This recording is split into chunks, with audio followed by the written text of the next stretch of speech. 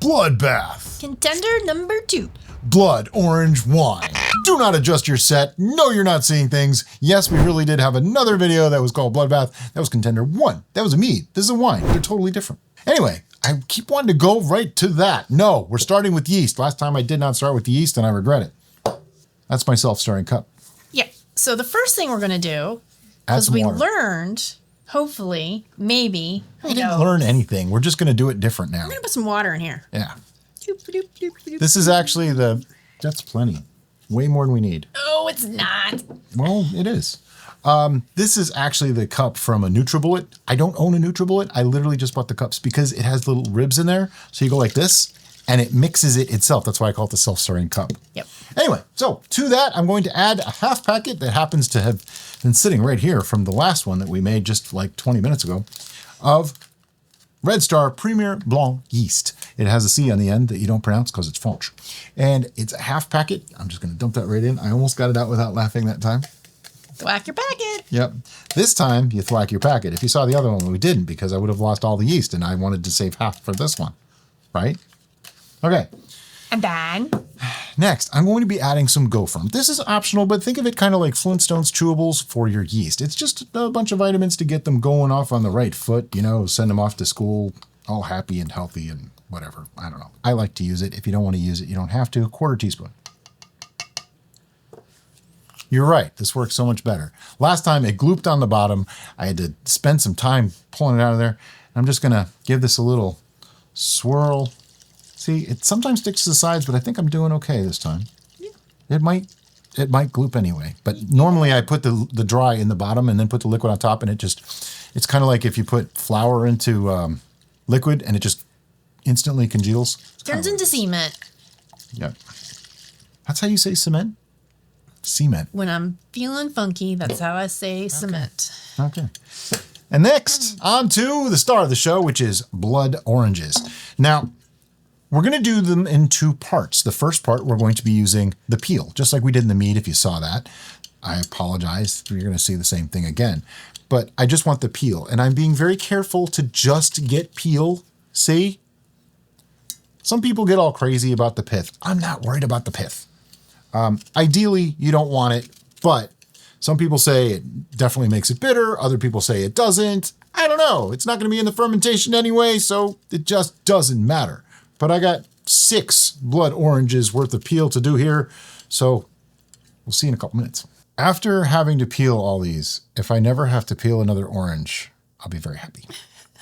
Gotta go wash my hands.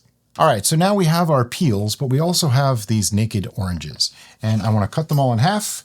They're going to go into this resealable silicone bag, reusable resealable silicone bag, and they're going to go in our freezer. By the way, you can get those bags through a link in the description below. They're on Amazon. And I'm going to call the bags the sponsor of today's video because, you know, you can get those. We get a small commission if you buy them. If you buy anything using any of our links, we get a small commission at no extra cost to you. But it does help the channel, and it keeps us from having to promote, like, you know, games for your cell phone and stuff like that on our channel, which we don't really want to do. Here's the funny thing about this. We're just using the peels for flavoring. Later on, we're going to actually add those whole oranges in, but I know that they'll affect the pH and things like that, and they're going to affect sweetness, and I don't want them to actually ferment. I want just the flavors. So we're kind of making an orange peel sugar wine here, or a neutral alcohol base, as it's known in the biz. So to do that, we need sugar. You can use various kinds of sugar, okay? We're just gonna use plain white sugar today. It's the easiest to get, most economical, that sort of thing. And funny story, in the mead, I aimed for a gravity of 1.090, and it ended up at 1.100, based off of the amount that should have gone to 1090. So I'm going to aim for 1090 again, because I know there's a lot of peels in there, and we're going to fill it to the same amount, and I bet you I get roughly the same gravity. But here's what's interesting. Sugar is 0.045 or 0.046, depending on who you talk to, specific gravity per pound in a gallon of must. So that means I just need 2 pounds. Easy. So tear this out again because they time out. And 2 pounds of sugar.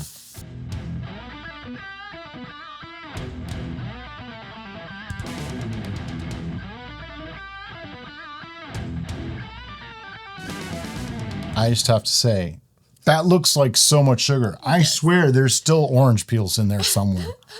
Now, before anybody freaks out and says, oh my God, that's so much sugar. That's yeast food. Yeah, this should go dry. There shouldn't be a lot of sugar left in this at all when it's done fermenting. But now we need some water or else it's just going to sit there and flavor the orange peels. Or the orange peels will flavor the sugar. Well, about halfway. It'd be like candied orange. Yeah, that's exactly what it'll be. Right about there. Looks pretty good. Well, the air bowl's coming out. I want to mix this up. For that, I'm going to use this spattle. It's a spoon. It's a paddle. It's both. I named it. It's available on Amazon and in the description below.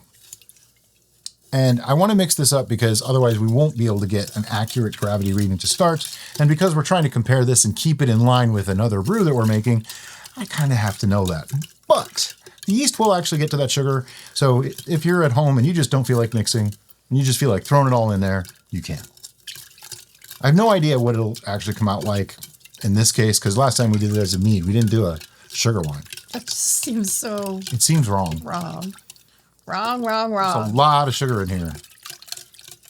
Make sure it's wet if you're going to just dump it and go. But I would mix it. Just mix it. Trust me. All right, I'm giving you more water. Yep, could use a little bit more water now. I was about to say it. She read my mind. Here it is. Mixing quite well. I wonder if we're going to have the same acidity issue. Like if it's going to be too alkaline. Probably because... honey is acidic. Honey is acidic. So is sugar. Okay. Very lightly acidic.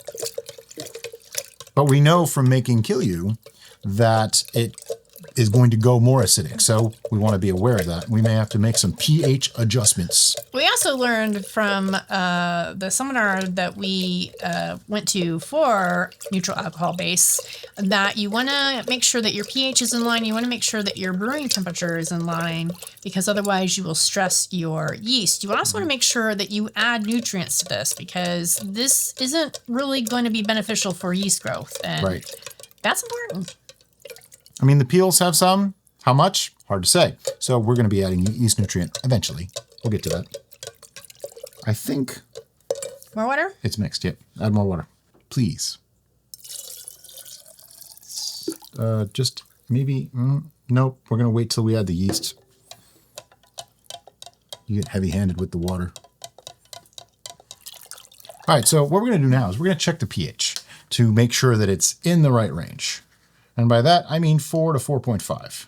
And it is not. It's not. It's way up there, like 5.5 to even close to 6. So, I know I had it. We're going to be adding citric acid. And we're using that instead of the acid blend that we normally use because this is a citrus brew. Yeah, we So could use citric. You could just use you could just use acid blend, but you know, citric with citric just makes sense. We're mixing it up. Yeah, I'm using a 1/4 teaspoon. It's how much I needed last time. Maybe it's exactly how much I need this time. We won't know, but I can always add more, but I can't take it out. Watch for the fountain effect. It didn't do it. I like the fountain effect because it makes for good TV. Usually us freaking out just to keep it from overflowing, but you know, it's happened like once or twice. And what he means by that is typically when you have a basic brew, which is what we have right now, and you add an acid Or to alkaline. it, particularly a granular acid, it creates nucleation sites and it creates this chemical reaction where it starts to foam up and bubble. Creates CO2, actually. Yep. Okay, that is mixed in. Another pH reading. Love these pH strips. They'll be linked in the description too. Ooh, that nailed it both times. All it took was a 1/4 teaspoon. That's awesome. Beautiful. Love it when a plan comes together. I'm also happy that we added the same amount of acid blend in both recipes, or citric acid and... I was wondering about that too, but I don't think it would make much difference in reality because it ended up at the same pH. So True. So it's the same amount of acidity. I'm still happy though. Yes. Oh yeah, it makes me happy too. Speaking of happy, let's take a look at our yeast. Yep, they are foaming away. I would say they're alive and they're happy. To make sure that they all fulfill their destiny, I'm going to use the ribs of the self-stirring cup to get them all up in suspension. That's all. It's a big joke. It's not, don't worry about it. It's really all it is a joke. I'm going to pour it in. This is why I didn't want her to add more water yet, because I knew there was more water in here than we needed to hydrate the yeast. So I wanted to make sure that we didn't overflow. May I have the water pitcher, please? You may. Because I'm going to fill it so that it doesn't get overfull. I also have to take a peek at the one that's over on the other side of the room so I get it to about the same height. Do you... Oh, you know what? I want to take a reading first. Yep. Before I... See, you can use the final amount of water to adjust your gravity slightly. And I have a feeling this is going to be much like the last one. It's going to be a little high. And then after a slight adjustment, it's going to go into a perfectly fine and acceptable range. Now, are we attempting to get the similar-ish number to what our... Yep. Which was 1.102? 1.102. Okay. And right now we are at 1.104. Okay, so you know what we're going to do?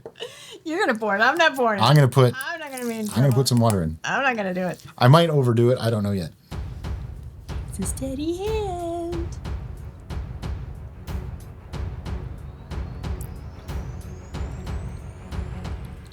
I guesstimated how much I need for that, just so you're aware. I don't actually know, but I think it needs more.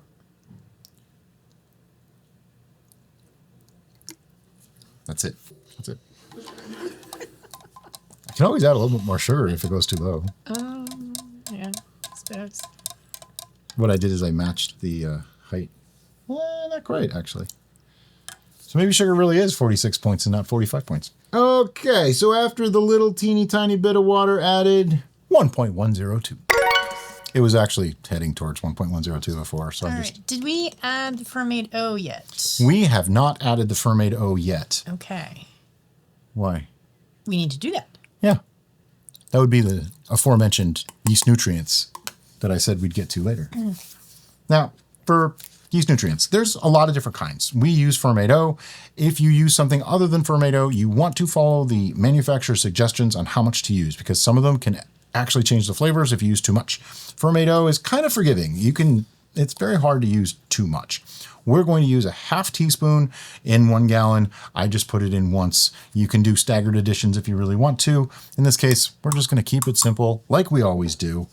And that's it.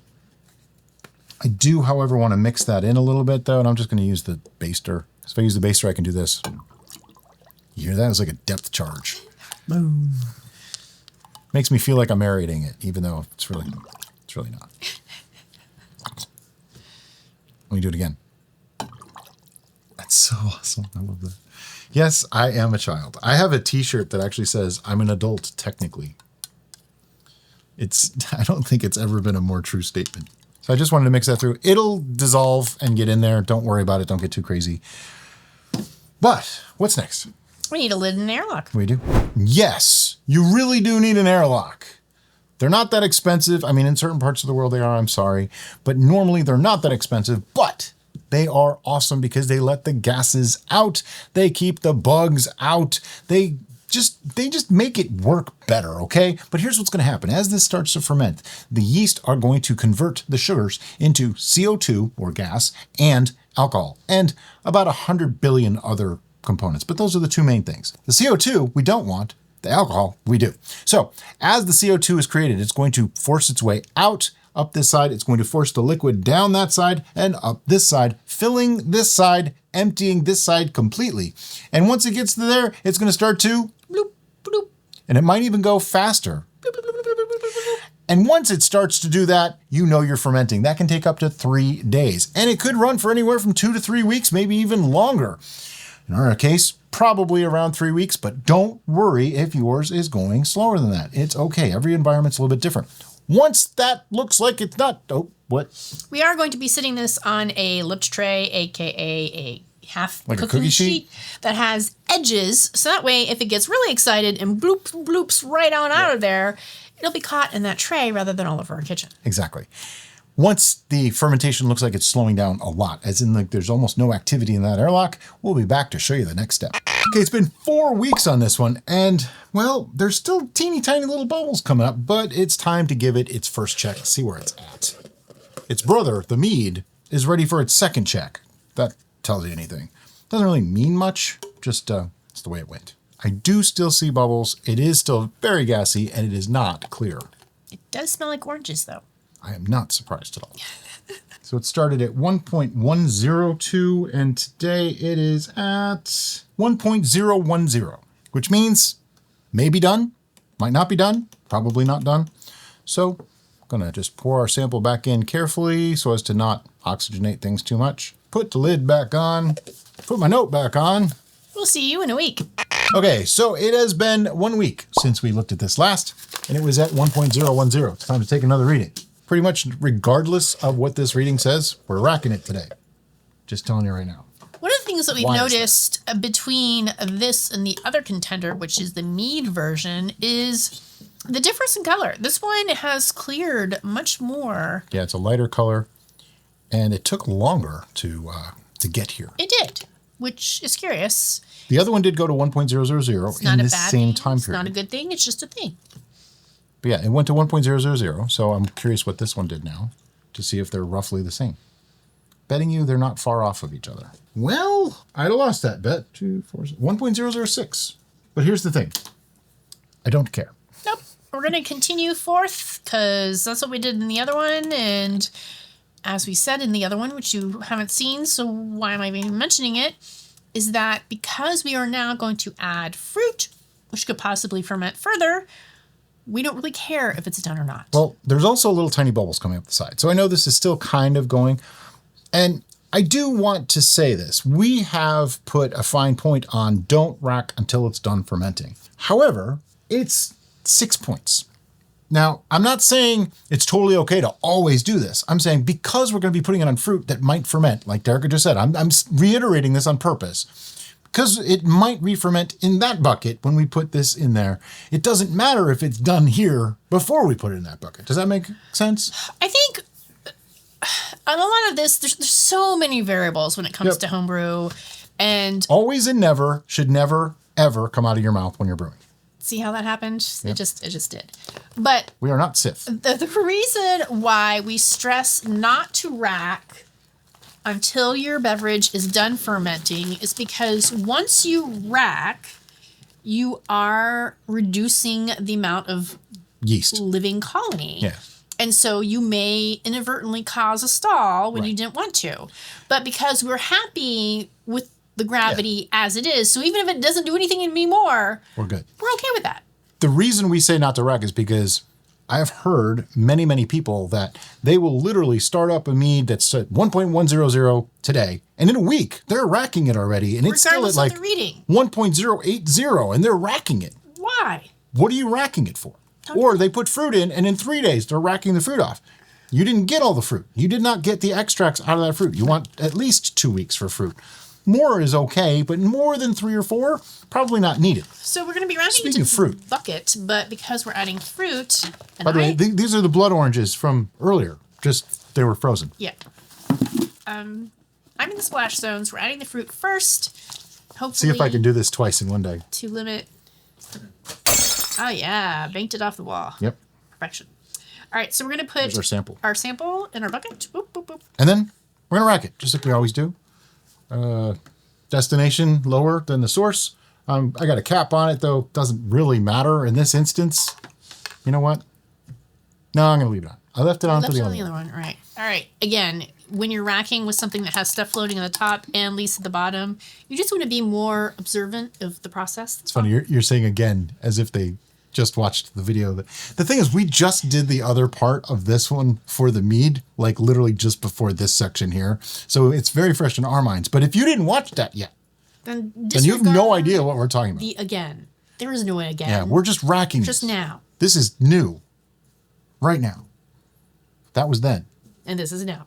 Exactly. It's kind of awkward now, isn't it? So I'm going to go pretty deep into the lees and sediment here because, as we said, there's a possibility of re-fermentation, but we're also putting so much fruit in there that it's going to fall apart and other stuff is going to fall. So we're going to have to rack it again anyway. So I'm not overly concerned about making sure I eliminate lees. Now I know what someone's going to say. We're going to have a lot of headspace because of all the, the fruit doesn't fill up that extra gallon, and we're putting it in a 2-gallon bucket.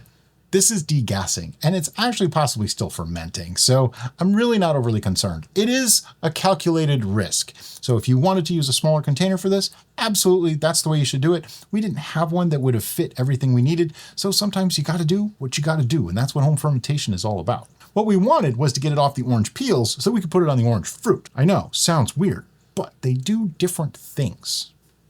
Derica?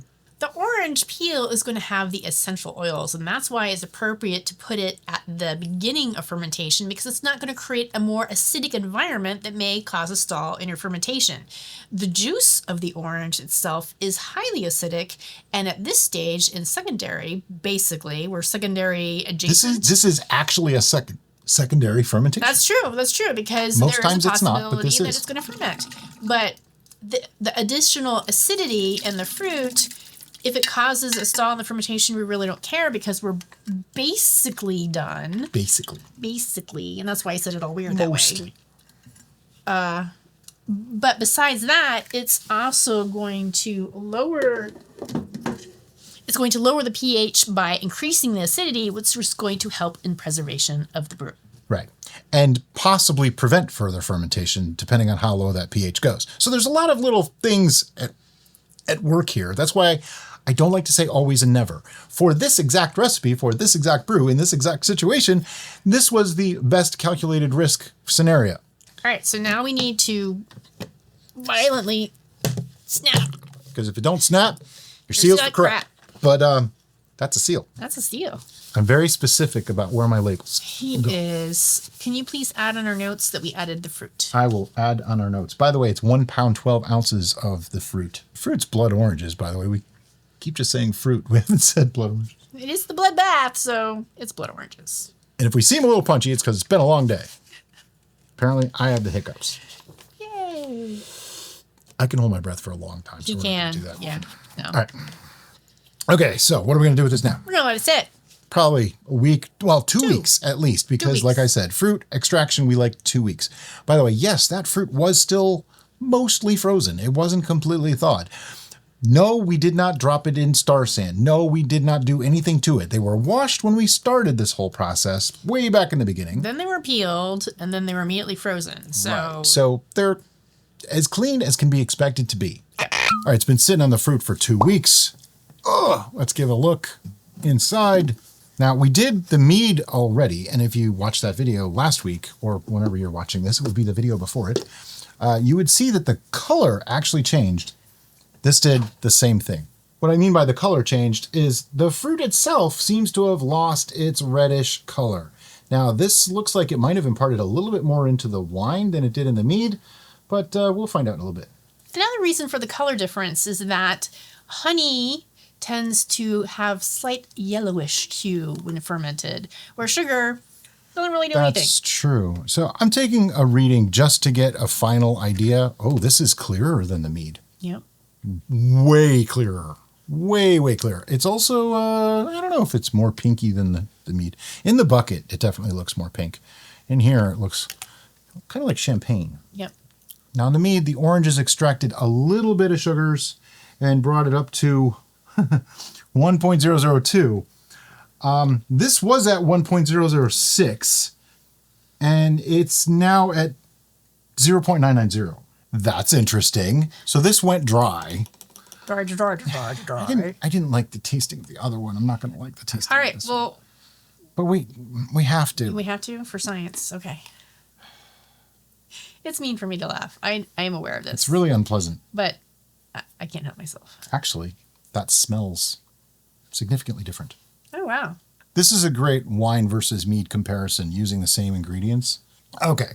Still unpleasant. Yep. But up front, there's a sweetness there. yeah, Yeah, this is 12 points drier then the other one. than the other one was when we started. And I attribute that to the bitter agent in fermented honey. Yeah, it could be. That's a lot of difference, though. It's showing its face. Maybe it is. But now we're going to rack it to a pitcher so we can make some adjustments that are sadly needed. So our initial idea, go ahead, you start. Right. So my initial idea and I'll take full responsibility for it because it might be the wrong idea, was that we have back sweetened our mead to our flavor profile. Which was 1.032. And then I thought, well, we would just add enough sugar to make this be the same gravity reading. And I agreed. But now that we have taken the initial taste of this and compared it with our memories for the initial taste to the mead, they're already vastly different. So would we be doing a disservice by just randomly dumping that much sugar in here without tasting it like we normally do and adjusting it to our I think we need flavor? to adjust to our personal taste. And then just take note of the gravity note. differences? Okay. Yeah. But I'm going to need a device of mixation. You need the spattle. It's a spoon. It's a paddle. It's both. Get yours in the description below. It's also wet from coming straight out of turbos. Just like we did to ferment with, we're going to be using just standard granulated sugar. And how do I know how much to put in? I really don't, but I'm going to estimate. This needed some sweetness, quite a bit. I think it actually needs tannins, just like we did in the mead as well. Yeah. But I don't really know where to go with it, so I don't want to go too high. You can see. You can hear that. You can probably hear it too.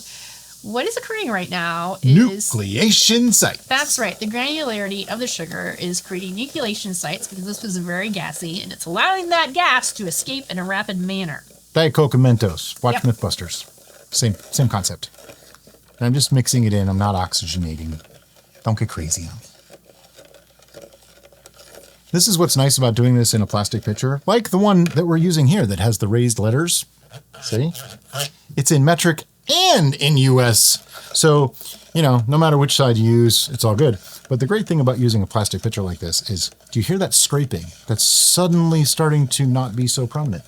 Scraping bad, no scraping good. Right. When you're using granulated sugar, it's really easy because you can hear it. So you know when you've got it mixed enough. And that is important at this stage to mix properly because otherwise one bottle will have more, another bottle will have less. One super important thing that we didn't get to mention yet is now that we have added sugar to this, and it's possible this could re-ferment again, we definitely want to pasteurize it. The mead is pasteurizing as we speak. Yep. Notice no scraping? Oh, a little bit of, there was something right there. It's hiding in the crevice. Make sure you get everything that's in the crevices. That's right, kept a straight face through that whole thing. All right, let's give this a taste. That's why I had to turn the other way. But yeah, this pitcher is available in the link in the description below. It's actually really, really awesome. It's probably the most sold item from our store, period, because it's just that good. Every time we say it, somebody goes, I just got it. Oh my God, you guys were right. It happens every single time we mention it. They come in different sizes too. Yeah, but the 1 gallon is perfect. Perfect for what we do. It smells exactly the same. Been making that joke for 7 years. I don't think anybody gets it or appreciates it, I should say. I think it needs a little more. Really? Yep. You mind if I take a reading? So the reason I wanted to take a reading is because I thought, wow, we might be really close to what the other one was. It's now at 1.000. Wow, there's no way we can do this to the same sweetness level. But I still think it needs a little bit more. Okay, now I'm fine with that because this is not considered sweet. Now, it could be argued, some people would say, and I don't know if this is correct or not, that we added, 12 points of sweetness to this, but it was at 998. So I have a tough time thinking that because that makes specific gravity sweetness a relative thing rather than an absolute. Now, it's to taste, and everybody tastes it a little bit differently, but I still think of it as more of an absolute, except in the case of extreme tannins or extreme acids, which we have that. So this should need to be more sweet, which means everything is just out the window. It's fine. I'm going to sweeten it till we like it. And we're going to like it. By golly. But see, things like this are part of why homebrewing and making your own stuff is so interesting and can be so challenging at times too, because you have this idea that if I bring it to this level of sweetness, it will be the same sweetness for me every single time. That's not actually true. it is the same level of sweetness, but your perception of that sweetness may differ because of alcohol level, tannins, acids, all those other things. So there's a lot going on there. Plus, certain flavors taste sweeter than others. Like vanilla will make something taste a little bit sweeter than it actually is. Carbonation can actually do both. Most people think that it makes things sweeter, but it can actually make things taste a little more acidic because it's carbonic acid that's actually in there. But usually it makes things taste a little sweeter because it fills your mouth with more air and less of the fluid. This is my understanding of it. I could be wrong. Somebody will tell me. And it makes it where that bitterness that it might have isn't as strong because it's more evenly dispersed throughout your mouth, making it feel sweeter. I also think there's a slight psychological effect with a carbonated beverage because most of us associated a carbonated beverage with a soda, which is very sweet, regardless of whether it's sugar or some other ingredient. So I think naturally we associate that and our brain just says, oh, this is sweet because it's carbonated. Yep. There's that too. There's a lot of things going on, and much of it is actually psychological too. You know, like your own perception of something changes everything, because something that I don't like is never going to taste sweet enough to me. Like grapefruit. I don't care how much sugar you put on top of it. I don't like it. Right now it's at 1.012. It's still 20 points below the other one. We haven't tasted it yet. I know we haven't.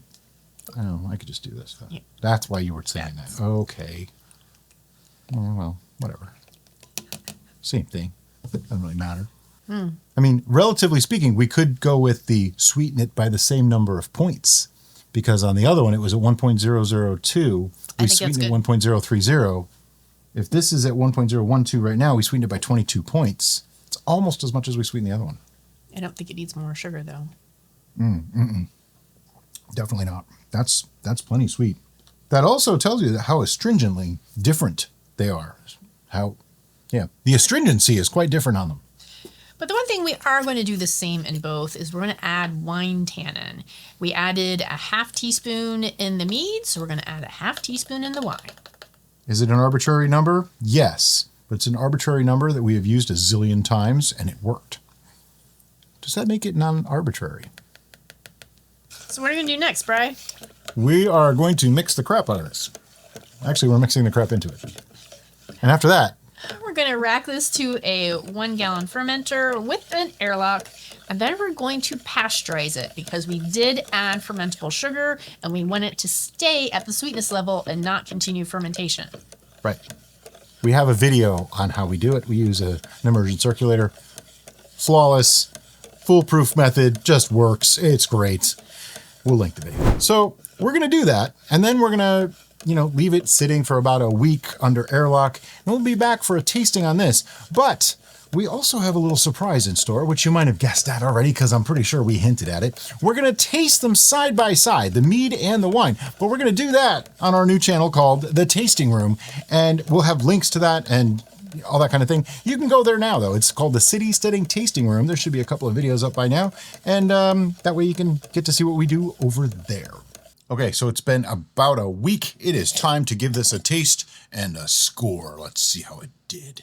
Clarity is pretty decent. There's like a film-like haze, but it's actually quite clear. So yeah, as you can see, it's got a decent clarity. I wouldn't call it great, but it's not bad. I can see my finger through it. I can count wrinkles on my finger.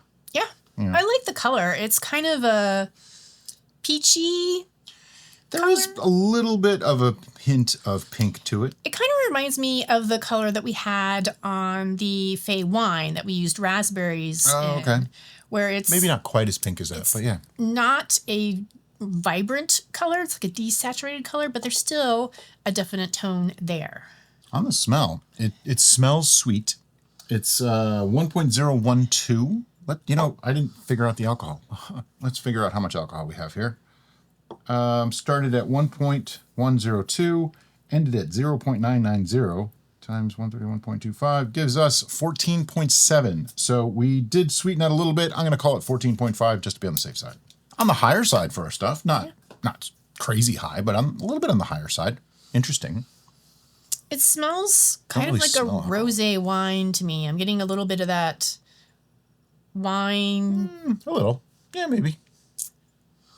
definitely got an orange tint to it, or like a citrusy thing. Like with the mead, and I don't want to compare them yet because we are going to be comparing these on the Tasting Room channel. The mead versus the wine on this, if you don't know what we're talking about. Battle. Yeah, head to head. Sure. What I said was something completely different. Yeah. Wow. Okay. I want to get in there. Go ahead. Take a sip. Quick, run away. The orange is there. It's not super astringent. This is only 1.012 sweetness. Tastes sweeter than that. Yeah. Yeah. It tastes way sweeter than that. We also added wine tannin. It's got a decent mouthfeel. Yeah. I would say getting that puckeriness afterwards. It's mid to a little higher range tannin, but not like super tannic. It's just mid-range to a little higher tannin range. Definitely sticks in your mouth. It's kind of, I don't want to call it one note, but it is sort of one note. There's not... Did we talk about the aroma, or did I fumble over my words and rush to tasting? I think you went right to tasting. We were talking about the aroma, though. I get kind of fruity, floral esters, a little bit of citrusy thing. It's mostly orange with a little bit of lemon to me. But there's floral There things is floral, in there too. Yeah. And it's weird because There's no honey. I would have anticipated that to be more on the mead version rather than the wine version. Yeah. Much like what we said for the mead version, I think this is going to taste really good in a year. I think orange in general just seems to need a lot of age. It has like this abrupt edge to it that I noticed in the other one too. Not to compare them too much yet. That I hope ages out. It's like there's an abrupt step that just, if you can get past that, it's actually quite pleasant. Right. So smoothing out those rough edges normally what aging does. is what happens in aging. Yeah. So we're hopeful. I'm enjoying this though. Mm-hmm. It's quite drinkable as it is. Yeah. There's a little bit of like an astringency, a bitterness at the end that I'm just attributing to young orange. But I know someone will say that because we use the whole orange and the pith and everything, that's what's coming from. I don't think so, because I know what that tastes like, and this is a different kind of thing. Yeah, this is definitely more orange.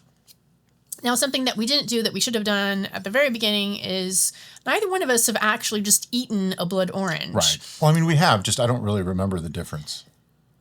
I've never eaten one just like a whole orange, but it's been in things. Oh, it's been in things. Okay. Fruit salads and stuff like that. It's been in them. Yeah. I've had blood oranges. I want to feel like perhaps they scooch over towards the orange fruit side of things rather than the sweet mandarin orange that we typically enjoy. Yeah, I'm a mandarin orange guy. I eat a lot of mandarin oranges. We have halos, little mini mandarins in our house like all the time. And I eat 1 or 2 of them a day. Yeah. So this, to me, tastes like a bitter orange versus the sweet orange that I'm used to. And that is kind of playing with the mind, trying to come up with, how do I really feel about this? All right. I think it's time to move on to numbers. Right. The CPU on my computer decided to crap out on me, so that's in for warranty service right now. So I'm going to just briefly go over our scoring system. 1 through 4-ish is pretty much crap. We're going to dump it out. 5-ish through 7-ish this is drinkable. I would probably have a second glass. Above 7, this is into superior and greatness category. And then 11 is the illustrious. This is perfect, and it's just awesome, and there's nothing I would improve. Are you ready? Probably not. You change your verbiage ever so slightly each time you say the numbers. Mm-hmm. So those words stick in my head more than the numbers do. Oh. And so basically it's no, maybe, yes, and hell yeah. That's kind of the breakdown. All right. 1, 2, 3, 6. 7.5. You like this much more than I do. I like it much more than you do. I find it okay. That's about, 6 isn't bad. It's right in the middle of, sure, I would probably not drink this to, this is really good. It's right smack in the middle. Right in the middle. Yep. For me, as you know, I'm constantly immediately jumping to what would I pair this with food. So food pairings with this beverage. Yeah, this to me is a perfect palate cleanser. So if you were fancy and schmancy and had a multiple course meal, you might serve a small portion of this in between those courses as a palate cleanser, and I think that would be really cool. That makes sense. Yeah, I could go along with that. I would want to keep it to small amounts because I don't think drinking large quantities of this is going to do anybody favors because of that strong. Yeah, it's got a strong alcohol content, but it doesn't taste like strong alcohol. No, it doesn't. But I was pushing it more towards the citrusy acid thing. I think drinking large volumes of that might make your stomach not happy, It's possible. regardless of the alcohol. But anyway, this is going to sit now for a whole year where we'll be back on the tasting room to give another tasting of that. Another judgment. We might end up racking it because there's a little bit more headroom than we'd really like in here. And we do have another tasting to go on this one where we put the mead version versus this in a head-to-head on the tasting room. That'll be coming out after this video. So keep an eye out for that. We will also link everything back and forth and I'll put it on the community tab. Yep. But in the meantime, as always, guys, thanks so much for watching and have a great day. Bye-bye.